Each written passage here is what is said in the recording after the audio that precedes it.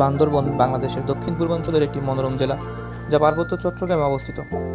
আশ্চর্য প্রাকৃতিক দৃশ্য, সবুজ পাহাড়, জলপ্রপাত ও বিভিন্ন আদিবাসী সংস্কৃতির জন্য পরিচিত। এটি প্রকৃতিপ্রেমী ও অ্যাডভেঞ্চার প্রেমীদের কাছে একটি জনপ্রিয় গন্তব্য। বান্দরবনে বিভিন্ন আদিবাসী গোষ্ঠী বাস করে, যার মধ্যে রয়েছে মারমা, চাকমা এবং মুরো সম্প্রদায়, যাদের প্রত্যেকের নিজস্ব ঐতিহ্য এবং ভাষা ও উৎসব রয়েছে।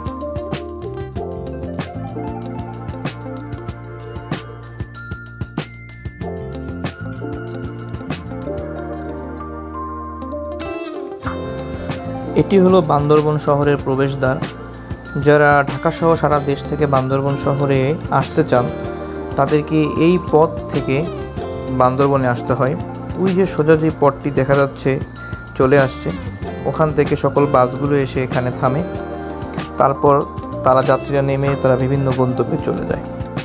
ঢাকা থেকে বান্দরবনে আসার জন্য অনেক কোম্পানির বাস আছে, তার মধ্যে শ্যামলী, এস আলম, দেশ ট্রাভেলস, ইদানিং মার্শাও নতুন করে যাত্রা শুরু করেছে।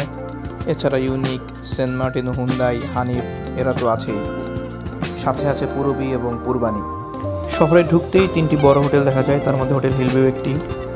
এছাড়াও সামনে আছে হোটেল হিলটন এবং অপোজিটে আছে গ্র্যান্ড ভ্যালি, যেখানে 500 থেকে 5000 পর্যন্ত বিভিন্ন ভাড়ায় রুম পাওয়া যায়। দেশের ভ্রমণ পিপাসু মানুষগুলো বান্দরবনে ঘুরতে আসে বিভিন্ন জায়গায় যাওয়ার জন্য। তার মধ্যে নীলগিরি, বগালেক, নাফাখুম এবং চিম্বুক পাহাড় অন্যতম। তবে এখন শুধুমাত্র চিম্বুক এবং নীলগিরিতেই যাওয়া যায়। বগালেক এবং রুমার দিকটাতে এখন যাওয়া বন্ধ, থানচিতেও যাওয়া বন্ধ। শহরে ঢুকতে এই বান্দরবন বিশ্ববিদ্যালয়ের অস্থায়ী ক্যাম্পাসটি দেখা যায়। এটার স্থায়ী ক্যাম্পাস আসলে বান্দরবন শহরে ঢোকার বেশ আগেই নতুন করে তৈরি করা হয়েছে, দেশের সর্বপ্রথম পাবলিক এবং প্রাইভেট পার্টনারশিপ ইউনিভার্সিটি। এটি খুব ছোট একটি শহর হওয়ার কারণে অল্প জায়গার মধ্যে এর সকল কিছুই, যেমন বান্দরবন পৌরসভা, ঈদগাহ, পুলিশের নানা কর্মকর্তাদের অফিস, থানা, তাদের বাসভবন, বিভিন্ন রেস্তোরাঁ, সকল কিছুই হচ্ছে বান্দরবন শহরে অল্প জায়গার মধ্যেই।